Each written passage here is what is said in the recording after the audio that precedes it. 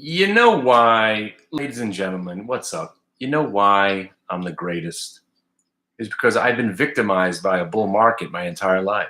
I'm a bearish kind of guy. But because I learned my lessons in blood, they were not forgotten. When I was a champion of the bull market. I was a champion of the bull market. I gave one of the possibly the greatest documented calls in the history of prognostication. When the market was at 13,658. I gave a target for the Dow to hit 19,875. I rounded it up to Dow 20,000 because it sounded so cool. And I gave a date that it would hit 6 years prior to it hitting it.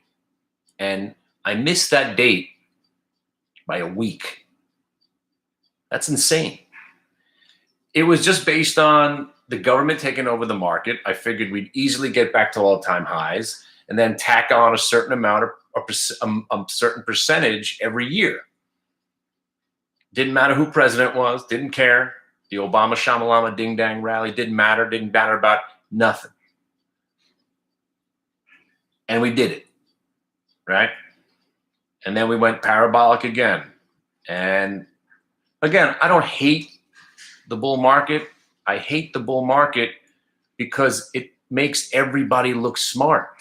And nobody's really that smart. Show some volatility, then you've got something to talk about. So on a day like today, ironic trading, all right? Ironic trading is the idea that we thought, well, now that we're really, really weak, chances are we're rallying into the close. So you have the notion that maybe we could rally into the close. It really doesn't make any sense. And then next thing you know, we start gathering some steam and we break the VWAP. So even if you waited for these stocks to break the VWAP, every single one of them was a buy. I'm talking about every stock. So all you had to do, and by the way, if you guys were at the schmooze, I told you, Kodak short, price target 968. Went to 968, almost to the penny. But there were trades where all you had to do was hit the button. So once you got over the VWAP, a lot of these stocks rallied 15% into the close. Now think about that. When you invest your money in the stock market, what are you expecting to make? You're hoping to make 12 to 15, maybe 20% for the year. For the year. Who invests in a market when you could make 15% on 20 different stocks in an hour and a half? And that's just on the stocks. Some stocks went up 20, 30, 40% into the close. And if you had options on those moves like Baidu, TME, Tiger, QQQ, Viacom,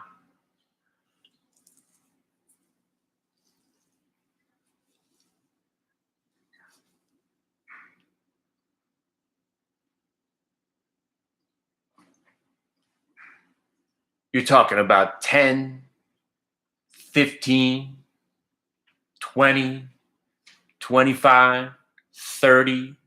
Some of these moves were 35 baggers. To put that in layman's terms, $100 thrown on an options trade. If you fell into a coma for about 82 minutes, it all happened. Something like it really all started happening. You weren't buying at the bottom, but at around 3:15, the real pivot happened. So for basically 45 minutes, you just moved up more so than stocks would normally move in a year. So do you want to invest and hope and pray and maybe get your 15 or 20% a year now?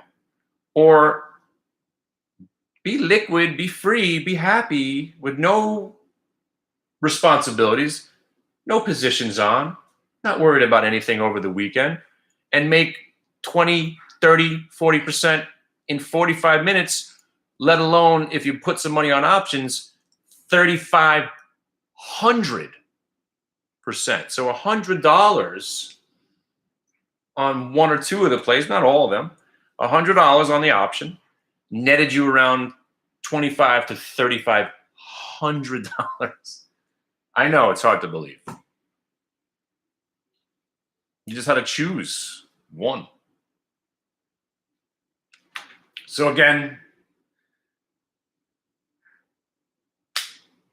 owning stocks, never going to suggest it ever again.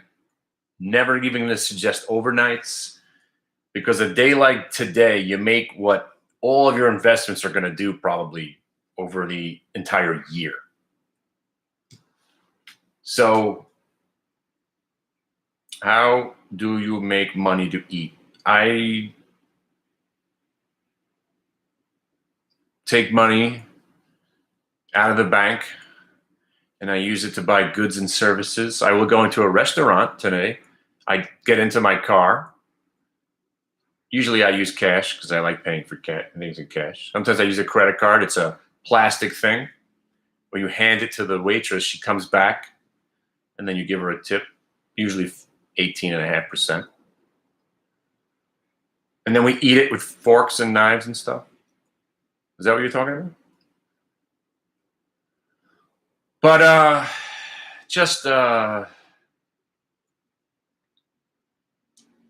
hey, after all this time, you think I would get bored of this stuff? It's a day like this where it's hard to imagine that this happened,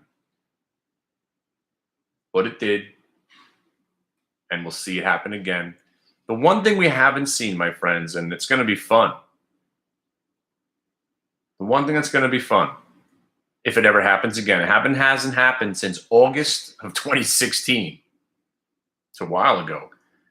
A sell-off into the close with the UVXY going up and an uncertain weekend. We haven't had that move. A sell-off into the close on a Friday with the UVXY rallying with a notion of uncertainty. Not even the pandemic. We didn't have really many Friday closes. We had stability into the close because the government is there to make you feel warm and fuzzy over the weekend. Oh, thank God we weren't selling off into the close. There's going to be a day where we actually do sell off into the close, and it's going to be awesome.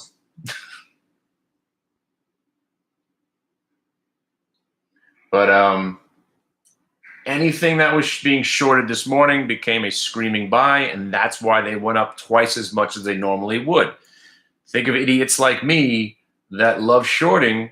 We never want to give up. Every time it moves up, we think, all right, it's going to roll over. But then eventually you're forced to cover because you can't take losing all that money. That's what happened. So you had what started out was just a buying of the dip.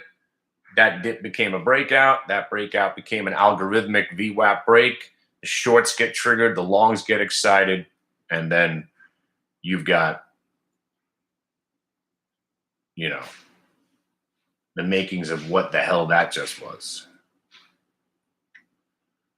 So awesome stuff, man. Don't take my word for it. Email me. Show up to the room. Witness what we're doing. And if you want to hang, call me. And remember, no taxation without representation. Petition your governors, petition your mayors, petition your politicians. They don't represent us. We shouldn't have to pay taxes. No taxation without representation. I am not being represented. I don't think I should have to pay anymore. So when you're about to rally about something, the anti-mask rally, the BLMs, everybody's life matters, take a moment. What's really important? Money. The government should not be taking our money. They just proved they've got plenty to go around. What do they need our money for? Instead of stimulus and debating whether or not all this is going to the right place and the border and the guns and all this shit, and you're gonna petition, you want to storm the Capitol. if we all boycott taxes and boycott tuition on colleges. Because remember, the government pays for your kindergarten, first grade, second grade, third grade, fourth grade, fifth grade, sixth grade, seventh grade, eighth grade, ninth grade, 10th grade, 11th grade, and 12th grade. But suddenly, the 13th grade, they want you to pay 50 grand. Why? And why is everybody all bent out of shape? Why shouldn't the government pay for 13th grade and 14th grade and 15th grade and 16th grade? Or at least have some normality to it? Because there's no reason college should cost what it does. It's a scam, people. It's a scam. It's a scam. It's a racket. The government and society has deemed it that our kids need to go to college. It's false. It's false, especially if they're going into financial education. We have proved that it means nothing. Why learn? You want to learn something? Go get an internship. You want to learn about something? Go to school for 1 year for $6,000 or $7,000. I'll pay some guys to teach my kid, and then go get an internship. Maybe they throw them some lunch for free. Maybe they throw you a couple of bucks, and then get a job. No taxation without representation. Boycott college. Don't be a dick. Vote Glick. I'm coming. 2024. The Independent Anarchist Party. No Republicans, no Democrats. Independent Anarchist Party. No taxation without representation. Boycott college. Mandatory Mondays for marijuana smokers. You have to smoke weed every Monday or you can't live in my country. All right? Rock and roll.